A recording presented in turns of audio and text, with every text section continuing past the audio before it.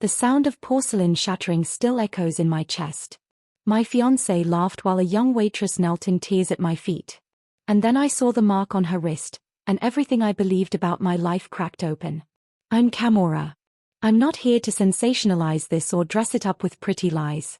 I'm here because some moments split your life clean in two, and pretending they didn't happen only poisons the years that follow. What I'm about to tell you isn't about a ruined dinner or an expensive suit. It's about how quickly love can expose who we really are, and how truth sometimes waits in the most humiliating places to find you. Let me take you back to that night. We were celebrating our engagement at an upscale restaurant downtown. Candlelight, soft music, the kind of place where everything feels curated to make you believe you've arrived. I remember sitting there thinking how orderly my life felt. Predictable. Earned. Safe. I was 43 years old, successful by most standards, engaged to a man everyone admired. I had done everything right, or so I thought. When the waitress approached our table, she looked nervous. Young. Maybe early 20s. Her hands shook as she balanced the tray. I noticed because I've always noticed those things, people who carry fear quietly. She took one step too close. The plate slipped. It shattered against my leg, splashing sauce down my suit. The restaurant went silent. She froze, then dropped to her knees, apologizing over and over, her voice cracking. I felt the sting of heat on my skin, but it barely registered. What I noticed instead was my fiancé's reaction. He leaned back in his chair, disgust curling his mouth. Unbelievable, he muttered. Then louder, so others could hear. People like you shouldn't be allowed near places like this. Trash is trash. The word landed hard. Not just on her, but on me. I was already moving before I fully understood why. I knelt down beside her, ignoring the murmurs around us, ignoring him calling my name. I reached for a napkin to help her clean up, to steady her hands. That's when I saw it. A small, crescent-shaped birthmark on the inside of her wrist. Faded, but unmistakable. One I had traced with my finger 1,000 times as a child. One I had searched for in crowds, in hospitals, in police stations. One I had mourned. My missing sister had been gone for 28 years. I didn't scream. I didn't faint. I didn't say a word. I just stayed there on the floor, holding a stranger's trembling hands while my entire past rearranged itself in real time. Have you ever had a moment where your body knew the truth before your mind caught up? Where something deep and ancient inside you whispered, "This changes everything." Because that's what happened to me. The waiter rushed over. The manager apologized. My fiancé stood, furious, demanding compensation, his voice sharp and entitled. I barely heard him. All I could see was that wrist. That mark. Proof that the universe has a cruel sense of timing, and a dark sense of humor. That night didn't end at the restaurant. It didn't end with explanations or apologies. It followed me home. It followed me into sleep. It followed me into every memory I thought I understood.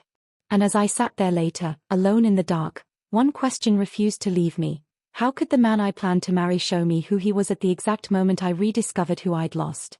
Because once you see something like that, once the truth introduces itself, you don't get to look away. And I didn't. Before that night, my life had a rhythm I trusted. Not flashy. Not perfect. But steady in the way that lets you sleep at night without rehearsing disasters in your head. My fiancé, Daniel, had been in my life for 4 years. We met through mutual friends, the kind who like to play matchmaker once everyone hits their 40s and divorce stories become party trivia. He was charming in a polished way. Well-spoken. Ambitious. The kind of man who knew which fork to use and made sure everyone else noticed he knew. People gravitated toward him. I mistook that for kindness. We lived separately but spent most nights together. His place was immaculate, almost staged. Mine was warmer. Books stacked where they didn't belong. Family photos. Little signs of history. He used to joke that my apartment felt emotional. I took that as affection. Looking back, that should have landed differently. I believed we balanced each other. I was reflective, grounded, maybe a little too patient. He was decisive, confident, outward-facing. When he proposed, it felt like the logical next step. Not fireworks, more like a contract written in trust. At our age, that felt grown. Responsible. Safe. The restaurant we chose that night reflected all of that. Elegant but not ostentatious. A place where deals were signed and anniversaries toasted. I remember thinking how fitting it was. Like our relationship had finally earned a setting worthy of it. As for my inner world, I was calm then. Content in a quiet way. The kind of peace that comes when you believe the hardest chapters are behind you. My childhood had been complicated. Loss will do that. My younger sister, Elena, disappeared when she was 9. I was 12. She walked to a friend's house and never came back. Years of searching followed. Posters. Police interviews. The slow erosion of hope. Eventually, life forces you to keep breathing even when answers don't come. I did what many survivors do. I built a future sturdy enough to hold the weight of unanswered grief. Daniel knew about Elena. He knew how that loss shaped me. Or at least, I thought he did. That night at dinner, before the plate fell, everything felt aligned. We talked about wedding venues. Guest lists. Who would complain no matter what we chose. He teased me for overthinking. I smiled and let it go. That was my role, I guess, absorbing sharp edges so the picture stayed smooth. Halfway through the meal, I noticed something small. Daniel snapped his fingers to get the waiter's attention. Not aggressively, but with a confidence that assumed obedience. The waiter stiffened. Apologized too quickly. Daniel didn't notice, or didn't care. It unsettled me more than it should have. Let me pause here and ask you something, not as a storyteller, but as a woman who learned this lesson late. Have you ever brushed past a moment that made you uncomfortable because it seemed too small to matter? A look. A tone. A gesture you explained away because everything else looked good on paper? If you're comfortable, I'd love to hear about it. Not because misery loves company, but because naming those moments helps us recognize them sooner next time. I remember thinking, he's just stressed. He had a big deal closing. He liked control. Everyone has flaws. That's what commitment is, right? Choosing someone despite the rough edges. The truth is, I was invested in the version of him I had built in my head. The version that fit neatly into the life I wanted to believe I'd earned. And when you're invested like that, your instincts start whispering instead of shouting. The waitress approached our table a few minutes later. That's when the world shifted. But even before the crash, there was a tension in her shoulders. A hesitation. She wasn't clumsy, she was scared. And fear makes hands shake. I noticed. Daniel didn't. The plate slipped. The sound cut through the room. And in that instant, the safe life I thought I was living revealed its first real crack. Not in the mess on my clothes. Not in the eyes of strangers watching. But in the way the man beside me chose cruelty without hesitation. At the time, I didn't yet understand what that crack would become. I only knew something precious had been disturbed. Something I could never quite put back the way it was. And I wish I could tell you I paid attention right then. That I stood up and walked away. But life doesn't usually warn you with sirens. Sometimes it just clears its throat, and waits to see if you're listening. I didn't sleep that night. Not because of the stain on my suit or the embarrassment of a public scene, but because of the way Daniel's voice had sounded when he said that word. Trash. It echoed with a confidence that suggested practice. As if it wasn't the first time it had crossed his lips, just the first time I'd been forced to hear it. The waitress's face stayed with me too. Not just her tears, but the way she tried to make herself smaller while apologizing. Like she believed she deserved the humiliation. That kind of posture doesn't come from one bad shift. It comes from a life of being reminded where you supposedly belong. And then there was the birthmark. I hadn't said anything about it at the restaurant. I told myself it was shock. Or caution. Or dignity. The truth is, my brain couldn't yet support what my eyes had seen. A crescent-shaped mark doesn't prove identity. Coincidences exist. People want patterns when they are desperate. Still, my hands wouldn't stop shaking when I brushed my teeth later that night. Daniel, on the other hand, slept soundly. He'd complained all the way home about incompetence and classless service.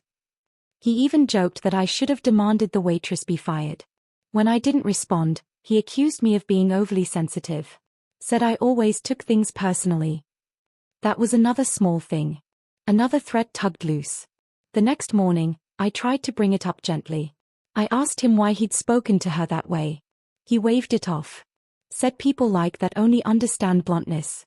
That kindness encourages laziness. He told me I should be grateful he had standards. Standards. I watched him say it without irony, sipping coffee from a mug I'd bought him for his birthday. I remember noticing how easily his values hardened when applied to someone with less power. That's when suspicion settled in, not loud, not dramatic. Quiet. Like a weight in the room that changed the way air moved. Over the next few days, I found myself replaying moments from our relationship. How he spoke about service workers. How he referred to his ex-wife as damaged goods. How he praised my success but dismissed my empathy as naivete. I'd always categorized those moments separately. Isolated flaws.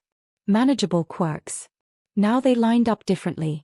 And the waitress, Elena, or whoever she was, kept resurfacing in my thoughts. I couldn't let it go.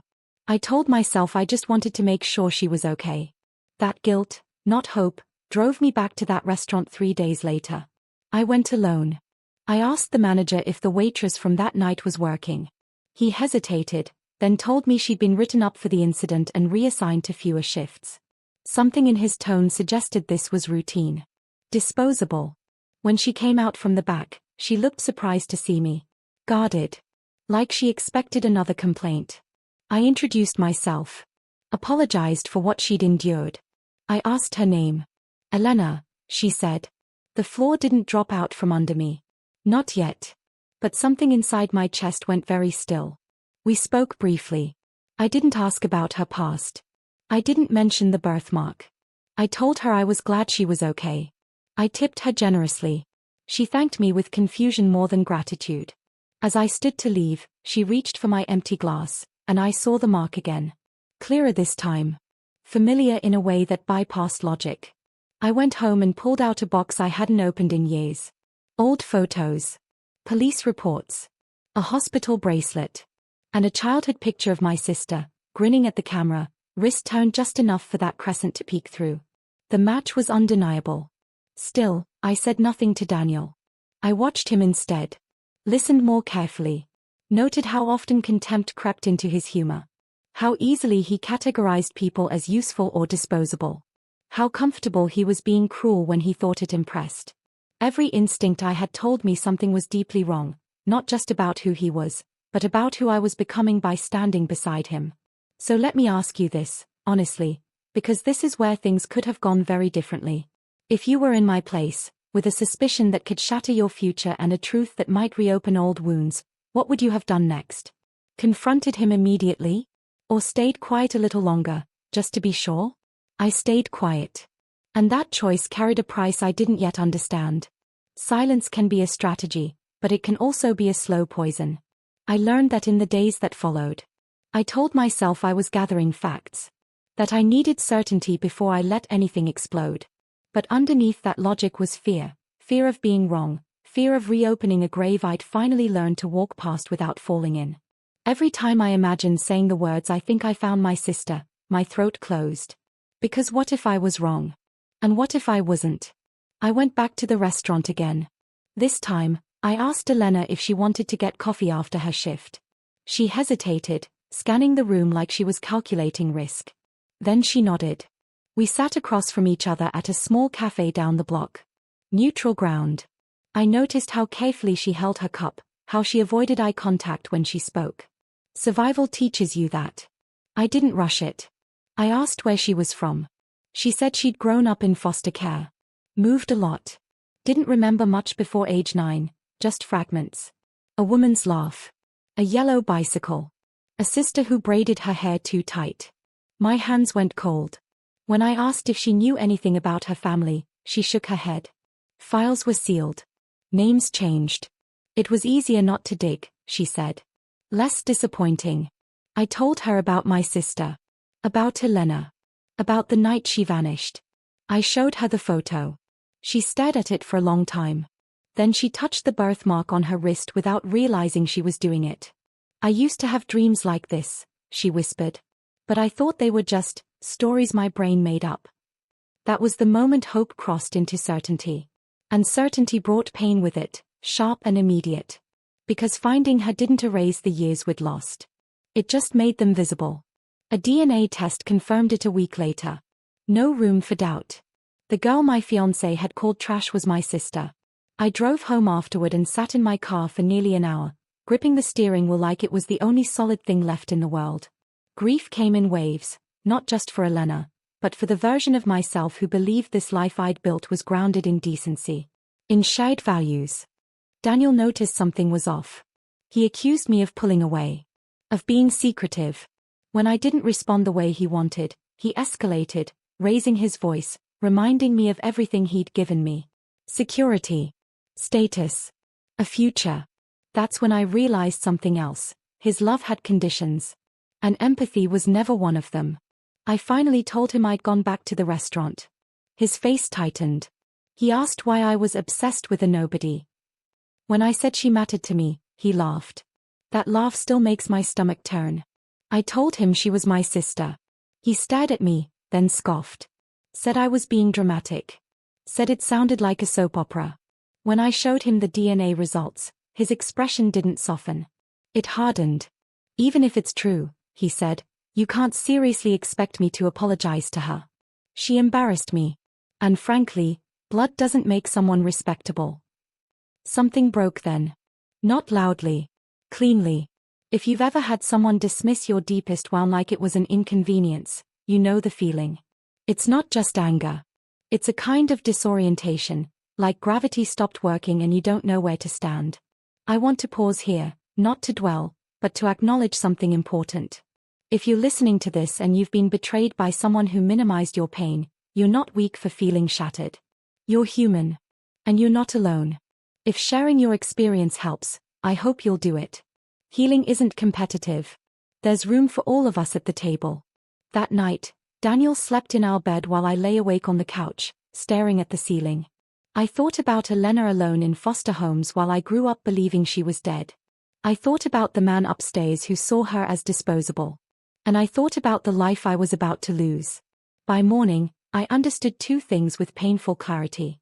First, I could never unsee who Daniel was.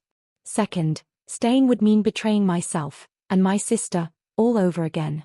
I packed a bag and left for a hotel without waking him. No note. No explanation. I needed space to breathe without being told my values were a liability. That was my lowest point, not because I was alone, but because everything I thought was solid had revealed itself as conditional. Fragile. Built on silence I'd mistaken for peace. And as I lay there, staring at unfamiliar walls, I realized something else. This wasn't just about what he'd done. It was about what I was finally ready to do next. Control doesn't arrive with a bang. It arrives quietly, when the crying stops and your breathing evens out. When emotion steps aside just long enough for clarity to take the wheel. That hotel room became my pause. Neutral territory. No history in the walls. No expectations humming in the air. For the first time in weeks, maybe months, I let myself think without defending anyone. I made coffee from a machine that hissed and sputtered, sat on the edge of the bed, and started making lists. Not dramatic ones. Practical ones. What needed to be done. Who needed protection. What I would and would not tolerate going forward. Elena came first. I called her and asked if she could meet. She sounded hesitant, like she was bracing for disappointment. I told her I wasn't going anywhere. That whatever she needed, we would figure it out together. I meant it. Saying it out loud steadied something in me. We met later that day at a park halfway between her shift and my hotel. She looked smaller in daylight. Younger. When I told her Daniel and I were done, her eyes widened, not with relief, but with guilt. This is my fault, she said quietly. No, I told her. Firm. Calm. This is the cost of truth. And it's worth paying. She didn't cry. Neither did I. We sat there, two sisters learning each other's faces, letting silence do what words couldn't yet manage. I realized then that protecting her didn't mean rescuing her. It meant standing beside her without apology. The reflection came next. I asked myself how I'd missed so much. Not in a self-punishing way, but honestly. I saw how often I'd softened myself to make Daniel comfortable. How I'd reframed his cruelty as confidence. How I'd mistaken emotional restraint for maturity. I wasn't ashamed. But I was awake. The tension built when Daniel started calling. At first confused. Then angry. Then conciliatory. Promises came fast. Apologies without ownership. He said stress had made him react poorly. He suggested therapy. A break. Anything that didn't require him to change his worldview. I listened. I said very little. I wasn't planning revenge. I wasn't planning a scene. I was planning an exit that left no room for rewriting history later. I contacted a lawyer. Quietly. Efficiently. I made arrangements to retrieve my belongings while he was at work. I froze wedding plans.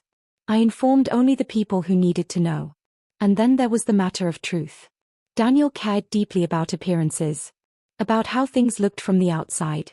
I knew that if I stayed silent, the story would bend in his favor. I would become unstable. Overreactive. Emotional. So I decided I would speak, but only once, and only with facts. I drafted a message to our families and close friends. Brief. Clear. No insults. No dramatics. I explained why the engagement was over. I named his words.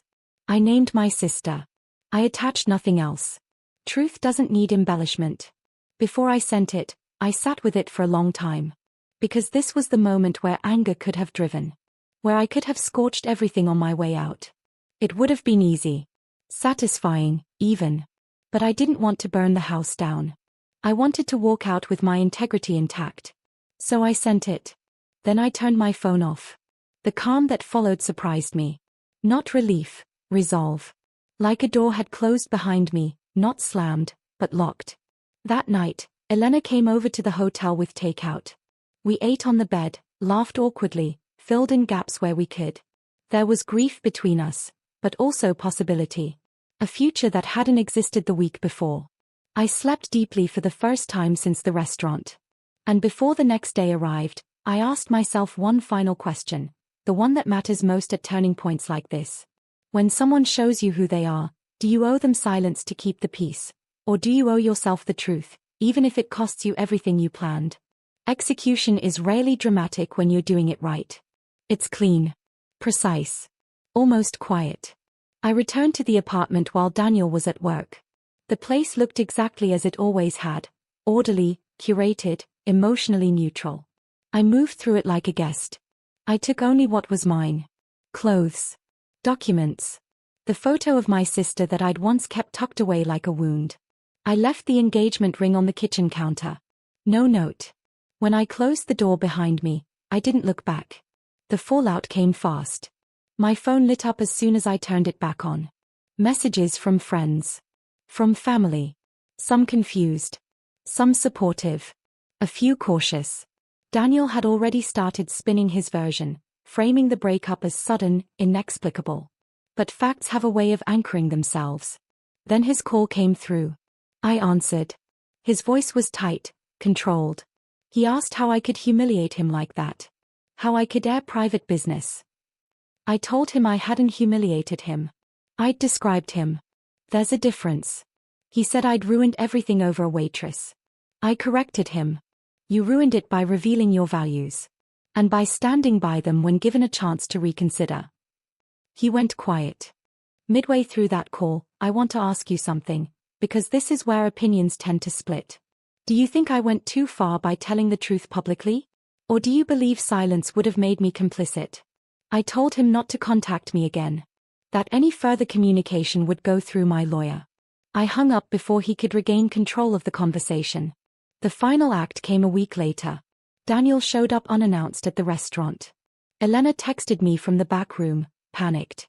He'd asked to speak to her. She didn't know what to do. I told her to stay where she was.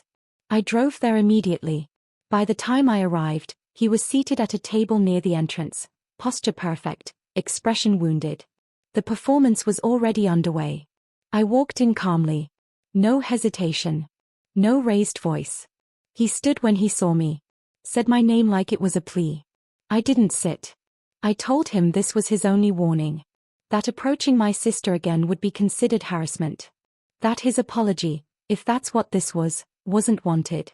That his presence was disruptive. He tried to speak. I didn't let him. I told him I had seen who he was when he thought power gave him permission. That I had chosen differently. That this conversation was over.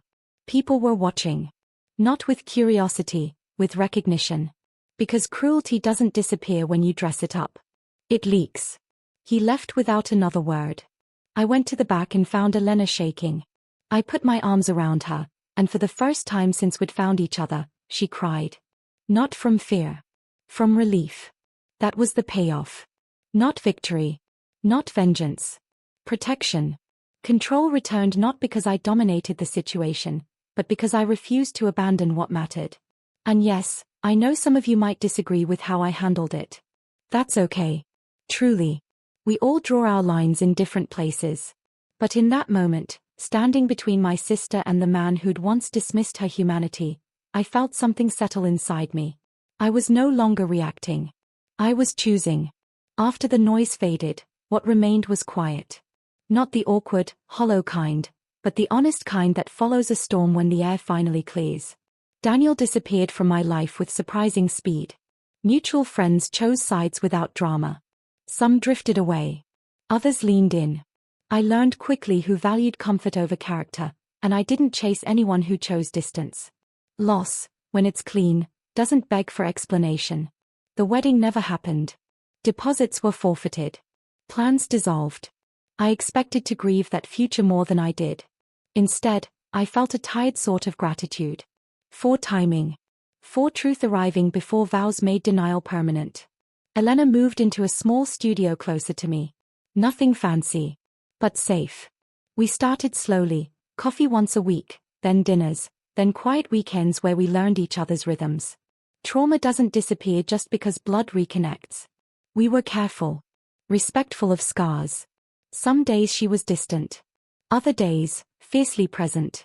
I didn't push. I didn't rush. Love, I'd learned, isn't proven by intensity, it's proven by consistency. As for me, I changed in ways that surprised even myself. I stopped explaining my boundaries. Stopped softening statements to keep men comfortable. I noticed how often women my age apologize for taking up space, and I refused to do it anymore. There were nights I replayed everything, wondering if I'd missed an opportunity for a quieter ending. A version where fewer people knew. Less disruption. Less fallout. Midway through those thoughts, I'd ask myself something I want to offer you now, not as instruction, but as reflection. If you could revisit a moment where you chose truth over harmony, would you really trade it back for comfort? I wouldn't. What endured wasn't the life I'd planned, but the values I'd reclaimed. Compassion. Accountability. Self-respect. They felt sturdier than any ring ever had. Elena eventually told me something that sealed it. One evening, as we washed dishes side by side, she said, "You didn't just find me. You chose me." That mattered more than she knew. The restaurant never apologized officially. Daniel never did either. And strangely, that stopped mattering. Closure doesn't always come from the people who hurt us. Sometimes it comes from the life we build once we stop waiting. I didn't emerge untouched. I emerged clearer. And clarity, I've learned, is worth every uncomfortable step it takes to get there. Time does something interesting after everything settles. It doesn't erase the pain, but it strips it of its urgency. What's left is meaning. I don't tell this story because it's dramatic. I tell it because it clarified something I wish I'd understood earlier. Character reveals itself when there's nothing to gain. When kindness is inconvenient. When power is uneven.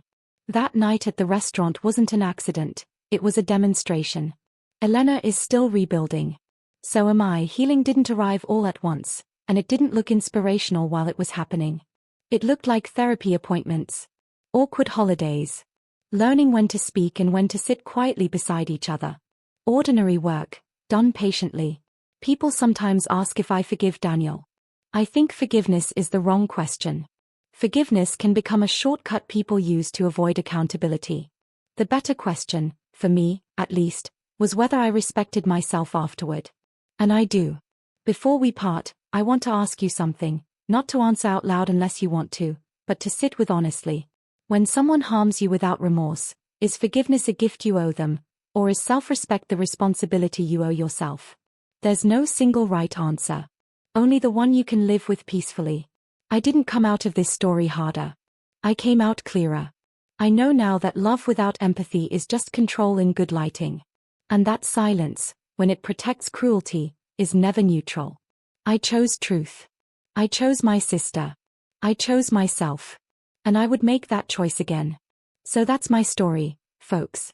If it resonated with you, go ahead and hit that like button, subscribe to the channel, and tell me in the comments where you're listening from.